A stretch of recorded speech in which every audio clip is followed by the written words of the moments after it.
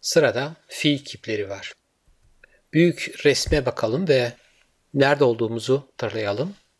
Şahıs zamirlerini ve sayıyı işledik. Sarı ve turuncu olanı ve bu iki kategoriyi bu sol tarafa, tablonun bu sol tarafına yerleştirdik. Konumuz olan kipler bu yeşil olan ve bu kırmızı olan kısım. Haber ve dilek kiplerini bu tablonun üst kısmına yerleştirdik. Buradaki zamanlar burada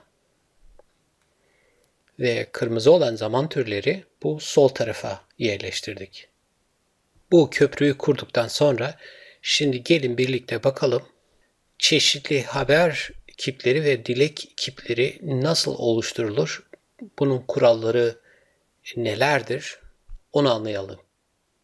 Bunu yaparken ilk başta basit zamanlara yoğunlaşalım ve daha sonra birleşik zamanları anlayalım. Haber kipleriyle başlayalım.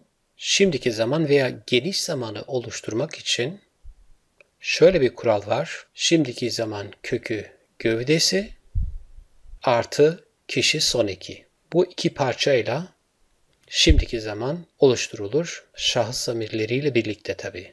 Şimdiki zaman hikayesi ise geçmiş zaman kökü gövdesi artı eni ekiyle. Gelelim gelecek zamana. Gelecek zamanı oluşturmak için iki metod var. İlk metodu şimdiki zamanı artı bir zaman zarfı, örneğin yarın için meşte veya haftaya heftena gibi zaman zarfı ekleyerek şimdiki zaman kullanılır ve bunlar birlikte gelecek zaman oluşturur. Veya ikinci bir kural var, kendi başına gelecek zaman kuralı var. Nispeten az kullanılsa da Kuzey ağzında bu kural mevcut. O da şöyle: B artı dilek kipi gövdesi artı kişi son eki. Görülen geçmiş zaman ve öğrenilen geçmiş zamanın kuralı şöyle: geçmiş zaman kökü gövdesi artı kişi son eki. Bu kişi son ekleri zamana göre farklı olabiliyor. Öğrenilen geçmiş zaman hikayesi kuralı şöyle: geçmiş zaman kökü gövdesi artı i artı bir aynı fiilin çekimli hali be. Gelelim haber kiplerinden sonra dilek kiplerine. 4 tane dilek kipimiz var. Gerekli kipi, dilek koşul kipi, dilek istek kipi ve emir kipi. Ve bunların kuralları şöyle. Hepsinin aynı kuralı var. B artı dilek kökü gövdesi artı kişi son eki. Bu kişi son eki emir kipi için farklıdır. Ve gelelim alt kısma. Dilek kipi için birleşik zamanlara. Yani gerekli kipi hikayesi, dilek koşul kipi hikayesi, dilek istek kipi hikayesine. Buradaki kural şöyle: B artı geçmiş zaman kökü gövdesi artı eni kişi son eki. Kayda değer bir not düşeyim. Şimdi bu kişi son ekleri, buradaki kişi son ekleri şahıslara göre farklı olabiliyor. Fakat birleşik zamanlarda, yani şimdiki zaman hikayesi veya öğrenilen geçmiş zaman hikayesi veya bu dilek kiplerin hikayesinde kişi son eki kişiye bağlı değildir. Her kişi için burada enidir, burada be'dir ve burada yine enidir. İkinci notu düşeyim. Fiil çekimlerinde kullanılan şahıs zamiri genelde yalın haldedir. Bir istisnayla, o da önceden bahsi geçtiği gibi, eğer fiil, wendene fiili örneğin, eğer geçişli ise o zaman geçmiş zaman, yani görülen geçmiş zaman, öğrenilen geçmiş zaman ve tüm birleşik zamanlarda, yani şimdiki zaman hikayesi, öğrenilen geçmiş zaman hikayesi ve dilek kipleri hikayesinde yalın hal yerine bükümlü hal şahs zamirleri kullanılır. Yani ez yerine m kullanılır, t yerine to, o yerine kullanılır. Bunu daha sonra örnekleriyle göreceğimiz için burada kısa kesiyorum. Burada yazılan kuralları bir yakından inceleyelim.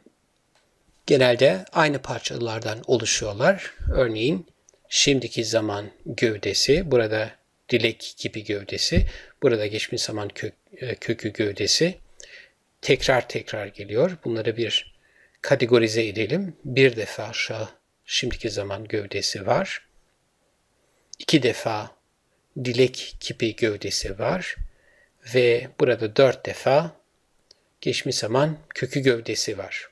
Yani kipleri oluşturmak için Zazaca'da bu 3 ayrı fiil kökü gövdesini bilmek gerekiyor. Kişi son ekleri dışında değişken olan sadece bu fiil kökü gövdeleri var. O halde gelin en yaygın kullanılan 40 fiil için bu fiil kökü gövdelerini görelim. Onları anlamaya çalışalım. Eğer daha önceki derslerimizi izlemişseniz bu 40 yaygın kullanılan fiilleri tanıyacaksınız. Burada fiilin Zazacası, mastar hali, burada Türkçe anlamı ve bu 3 sütunda şimdiki zaman gövdesi, geçmiş zaman gövdesi ve dilek gibi gövdesini görüyorsunuz. Bu sayfada 19-20 tane fiil var ve bu sayfada arda kalan 20 fiil bulunuyor ve bizim üstüne durduğumuz fiilimiz burada. Wendene fiili okumak ve bizim 3 fiil kökümüz de burada. Wanen, went ve one fiil gövdeleri. Fiil kökü gövdesiyle ilgili şöyle bir not düşeyim. Fiil kökü gövdesi 2 parçadan oluşuyor. Şimdiki zaman ve geçmiş zamanda one fiil kökü ve en şimdiki zaman son eki. Bu 2 parça birleşti fiil gövdesinden bahsediyoruz. Geçmiş zamanda durum şöyle. Went 2 parçadan oluşuyor. When fiil kökü ve de geçmiş zaman son eki. Birlikte geçmiş zaman gövdesini oluşturuyorlar. Ve dilek kipinde durum farklı. Dilek kipinde herhangi bir son ek yok. Burada one fiil kökü eşittir dilek kipi gövdesi. Zazaca'da düzenli fiiller için bu 3 fiil gövdesini ve fiil köklerini türetmenin yolları var. Daha sonra yapacağım bir videoda bunun yollarını göstereceğim. Fiil gövdelerinden sonra şimdi gelelim kipler için önemli olan kişi son eklerine. Bu kırmızı olan. 2 değişken öge var demiştik. Bir fiil gövdesi, bir kişi son eki. Kişi son ekleri basit fiillerde zamirlere göre değişirler. Fakat birleşik zamanlarda değişmezler. Her zamirde sabit kalırlar. Burada ene, burada be, burada ene. Şimdi tabloyu görelim. Kişi son eklerini teker teker okumayacağım. Siz isterseniz videoyu durdurabilirsiniz. Kişi son eklerini anlamak için, okumak için. Fakat dikkat çekmek istediğim burada görüldüğü gibi hikaye veya birleşik zamanlarda kişi son ekleri değişmez. Burada ene, burada be ve yer yer we. Örneğin dersin merkezde be yerine we kullanılır yer yer. Evet, gereklilik, dilek, koşul kipi ve istek kipinde enedir yine. Ve basit zamanlarda değişkendir zamana göre. Emir kipinde ikinci tekil şahıs ve ikinci çoğul şahısta kişi son eki var. E ve şapkalı E şeklinde. Şimdi gelelim kişi son ekleriyle birlikte ikinci değişken ögeyi, bu çerçevede olan parçalar, ögeler, fiil kökü gövdesi ve kişi son ekleri ikisini gördükten sonra şimdi bu bilgileri birleştirelim ve birleştirirken önceden kullandığımız wendene fiilini temel alalım ve wendene fiili için tüm haber kiplerini ve tüm dilek kiplerini oluşturalım. Bunu yaparken ilk başta haber kipleriyle başlayalım ve daha sonra dilek kipleriyle devam edeceğiz. Fiil çekimlerinde ihtiyaç duyduğumuz için bu sayfaya geri dönüyorum. Birazdan wendene fiili için bu 3 fiil gövdesine ihtiyaç duyacağız. Wanen, went, one. Bu 3 gövde aklımızda kalsın. Fakat daha önce wendene fiilin önemli bir özelliğine dikkat çekmek istiyorum. Çünkü bu özelliğe göre Zazaca'da fiil çekimleri farklılaşır. Bu özellik bazı fiillerin geçişli veya geçişsiz olmalarıdır. Peki bir fiilin geçişli veya geçişsiz olması ne anlama geliyor? Geçişli veya geçişsiz fiilleri dersimizin daha sonraki kısmında fiil çatıları kısmında bir daha ele alacağız. Burada sadece geçişli ve geçişsiz fiiller arasındaki ana farkı gösterdikten sonra fiil çekim örnekleriyle devam edeceğiz. Buradaki ana unsur bir fiilin nesneye ihtiyaç gösterip göstermemesidir. Eğer bir fiil nesne alabiliyor ise o zaman fiil geçişli fiildir. Eğer fiil nesne alamıyor ise fiil geçişsiz fiildir. Nesne alıp almamalarını nasıl sorgulayacağız, nasıl öğreneceğiz? Soru sorarak. Geçişli fiiller için ne, neyi, kimi soruları sorulduğunda nesne bulunur. Geçişsiz fiillerde nesneyi bulmak için sorulan ne, neyi, kimi sorularının cevabı yok. Bir sonraki fiil çekim örneğimizde wendene fiilini yani okumak fiilini kullanacağız ve wendene fiili geçişli bir fiil. Wendene fiilin ardından hemen mendene fiili yani kalmak fiili için bir örnek hazırladım. Mendene fiili ise bir geçişsiz fiildir. Örneğin o yazdı veya o okuduğu cümlelerinde nesnenin olup olmadığını, mevcut olup olmadığını şu sorularla bulabiliriz. Neyi kimi? O neyi o yazdı, o neyi okudu? Burada nesne gizli olmasına rağmen cevap şöyle olabilir. O kitap yazdı veya o kitap okudu. O halde yazmak ve okumak fiilleri geçişlidir. Bunun karşısında kar neyi veya kimi yağdı, tren neyi veya kimi kaldı soruları mümkün değil. Dolayısıyla bu cümlelerdeki fiiller geçişsiz fiiller çünkü nesne almayan fiiller, obje almayan fiiller. Geçişli olan wendene fiiliyle devam edelim fiil çekim örneğine. Fiil çekim kurallarını tarif ederken bu tabloyu görmüştünüz. Teker teker zamanları gözden geçirmeden önce tabloyu bir daha tarif edeyim. Sol tarafta zaman türleri basit zaman, birleşik zaman. Burada tekil çoğul, burada sayı, burada isim halleri, yalın hal ve bükümlü hal olarak iki şahıs zamir hali var. Üst köşede haber kipleri. Önce haber kipleri, daha sonraki slaytta dilek kiplerini göreceğiz. Wendene fiili için şimdiki zaman ve geniş zaman çekimi şöyle olur.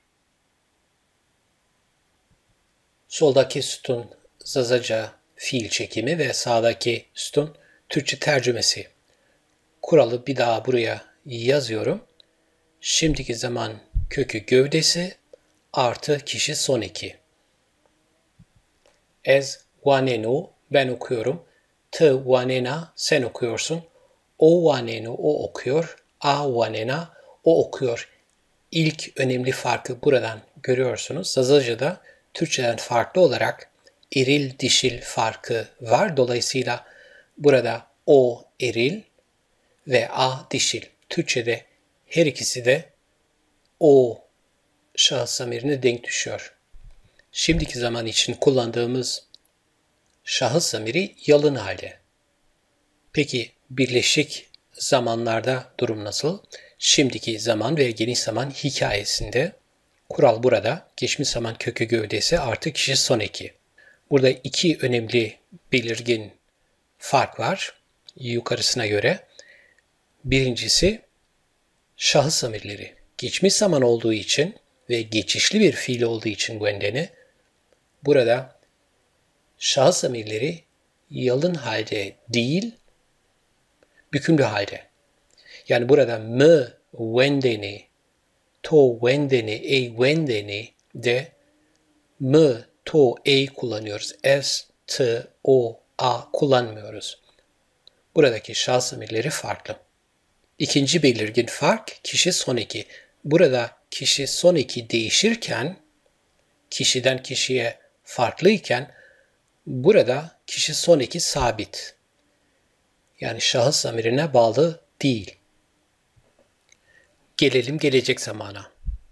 Zazaca'da gelecek zamanı oluşturmak için iki yol var. Birinci ve daha yaygın kullanılan versiyon şöyle. Şimdiki zamana bir zaman zarfı ekleyerek gelecek zamanı elde etmek mümkün.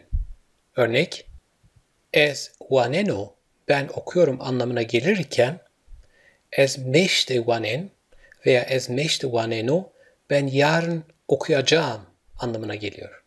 İkinci bir örnek, es heftena waneno, ben haftaya okuyacağım. Tabi meşte veya heftena yerine herhangi bir zaman zarfı kullanmak mümkün. Gelelim gelecek zaman için ikinci versiyona. Kural şöyle, b artı dilek kökü gövdesi artı kişi son eki. Ezo buani, ben okuyacağım. Tia buani, sen okuyacaksın. Oyo buano, awa buano. Buradaki b, burada one dilek kipi gövdesi ve kişi son eki burada. İlginç olan diğer bir ayrıntı, zamirden hemen sonra gelen bu ek. Bu ek bir koşaçtır. Burada o, burada ya, burada o, burada a, burada şapkalı e'dir. Koşaçla ilgili özel bir dersimiz mevcut. Sağ üst köşede i'ye tıklarsanız o derse ulaşabilirsiniz. Gelecek zaman için kullanılan şahıs zamirleri yalın haldedir. Şimdi gelelim görülen geçmiş zaman ve öğrenilen geçmiş zamana ve onun hikayesine. Şu kısmı. Kural şöyle, basit zamanlarda geçmiş zaman kökü gövdesi artı kişi son eki. Evet, görülen geçmiş zaman ve öğrenilen geçmiş zaman için bu kural geçerli. Ben okudum, me went. Ben okumuşum, me wendo. Sen okudun, to went. Sen okumuşsun, to wendo. İlk ayrıntı bu şahıs zamirlerinde saklı. Wendene geçişli bir fiil olduğu için geçmiş zamanlarda ve onların hikayelerinde önceden de bahsi geçtiği gibi şahıs zamirleri bükümlü haldedir. M, to, e. M, to, e. M, to, e. Görülen geçmiş zaman ve öğrenilen geçmiş zamanla ilgili ikinci bir ayrıntı kişi son eklerinde saklı. Görülen geçmiş zamanda herhangi bir kişi son eki burada yok iken, öğrenilen geçmiş zamanda tüm şahıslar için odur. Türkçe, Almanca veya İngilizce gibi dillerde fiil çekimleri, fiil özneye göre çekimlenirken bu durum Zazaca'da biraz farklı. Zazaca'da ve bazı diğer İrani dillerde eğer fiil geçişli ise, örneğin wendene fiili gibi, eğer fiil geçişli ise o zaman fiil özneye göre değil, nesneye göre çekilir. Burada nesne saklı olmasına rağmen nesne saklı olsa bile, örneğin me went cümlesinde nesne saklı. Burada nesneyi eklemek mümkün. Örneğin me went cümlesinde me kitap went denilerek nesne eklenebilir. Yani ben kitap okudum. Öğrenilen geçmiş zamanda me wendo yerine me kitap wendo. Ben kitap okumuşum. Dolayısıyla went veya wendo me olan şahıs zamirine göre değil, burada kitap olan eril isme göre çekilmiş. Örneğin gazete okumuş olsaydım kişi son eki şöyle değişirdi. mı gazeta wende veya burada öğrenilen geçmiş zamanda mı gazeta wenda olurdu. Çünkü gazeta eril değil dişil olduğu için kişi son eki değişiyor. Öğrenilen geçmiş zaman hikayesinde bu fark pek göze batmıyor çünkü burada kişi son eki zaten sabit. Me Wendibi ben okumuştum, to Wendibi sen okumuştun, Wendibi o okumuştu. Buradaki kişi son eki zaten sadece be'den oluşuyor ve kişiye bağlı değil. Objeye veya nesneye bağlı değil.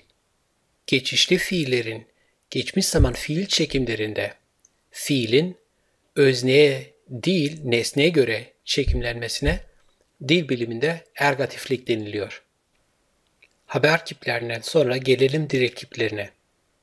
Gerekli kipi, dilek koşul kipi ve dilek istek kipi için kural şöyle.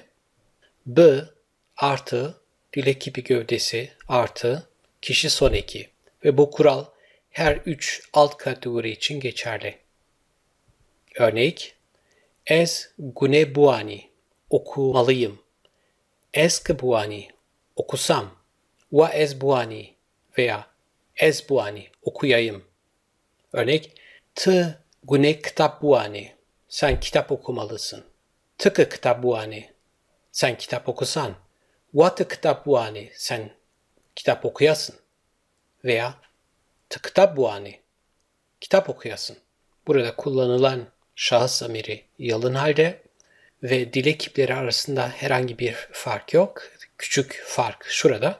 Burada gune geçiyor, burada k geçiyor ve burada wa geçiyor. Sağ üst köşede i'ye tıklarsanız dilek kipleri için hazırladığımız detaylı derse ulaşabilirsiniz.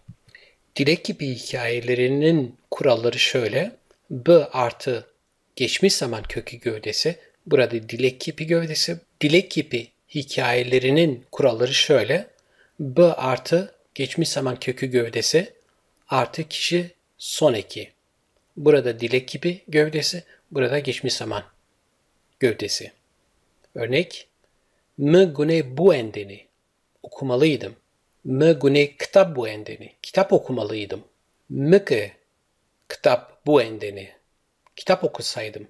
Wa me kitap buendeni. Kitap okuyaydım. Evet. Kişi son eki burada sabit. Eni, buendeni ve bu kişi son eki kişiye bağlı değil. Tüm şahıslar için aynı. Eni. Ve yukarıda olduğu gibi aradaki tek fark bu ek, burada gune, burada k, burada wa. Son ayrıntı bu dilek kipleriyle ilgili. Burada şahıs zamiri bükümlü halde çünkü dilek kipi hikayesini görüyoruz. Gelelim emir kipine. Emir kipi kuralı böyle. B artı dilek kipi gövdesi artı kişi son eki. Yani bu kural gibi. Sadece şöyle bir fark var. Kişi son eki buradaki kişi son eklerinden farklı. İkinci şahıs tekil ve ikinci şahıs çoğul için emir kipi var. Burada e ve burada şapkalı e.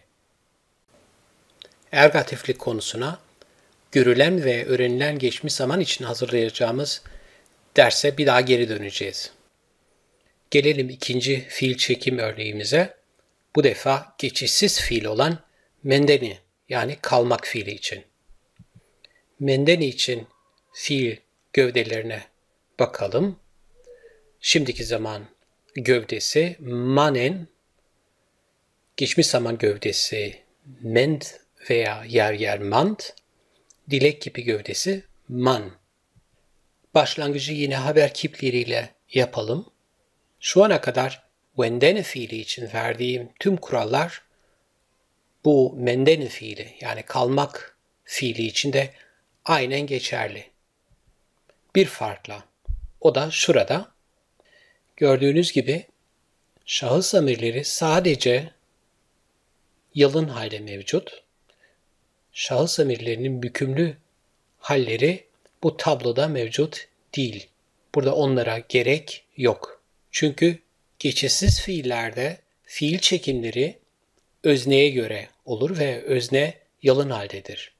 Görüldüğü gibi tüm zamanlarda şahıs zamirleri yalın halde.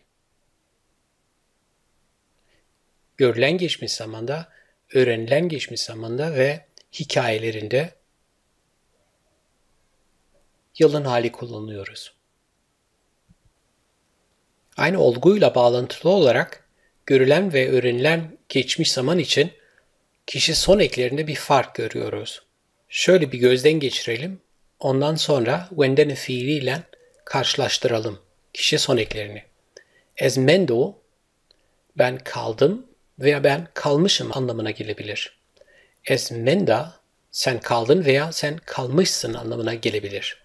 O ment, o kaldı. O mendo, o kalmış.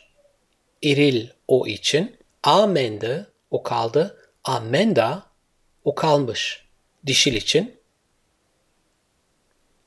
Ma mendi mi, biz kaldık veya biz kalmışız anlamına gelir. Şma mendi, siz kaldınız. Şma mendi, siz kalmışsınız. E mendi, onlar kaldılar. E mendi, onlar kalmışlar. Şimdi geçişli olan wendene fiiliyle karşılaştıralım bu son ekleri. Geçişli olan wendene'de herhangi bir kişi son eki yokken görülen geçmiş zaman ve öğrenilen geçmiş zamanda o iken tüm şahıslar için mendene fiili için durum farklı. Burada şahıs zamirine göre kişi son eki değişiyor. Görülen geçmiş zaman aynı şekilde öğrenilen geçmiş zamanda da kişi son eki değişiyor. Haber kiplerinden sonra gelelim dilek kiplerine. Burada da basit zamanlar için dilek kiplerinde geçişli veya geçişsiz fiiller arasında herhangi bir fark yok. Yani wendene fiili için geçerli olan tüm kurallar mendene fiili için içinde geçerli. Fakat bu durum birleşik zamanlar yani gereklik, dilek, koşul kipi, dilek, istek kipi hikayelerinde farklı. Haber kiplerinde gördüğümüz gibi şahıs zamiri olarak sadece yalın hali kullanıyoruz.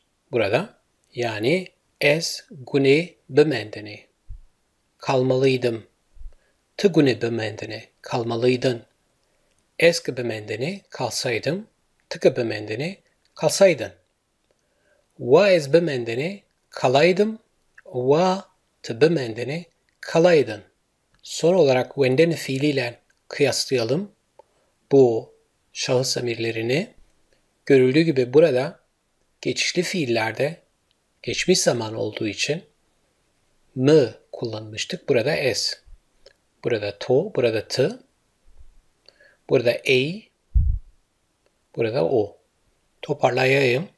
Dilek kipleri açısından geçişli veya geçişsiz fiiller arasındaki fark şahıs zamiri.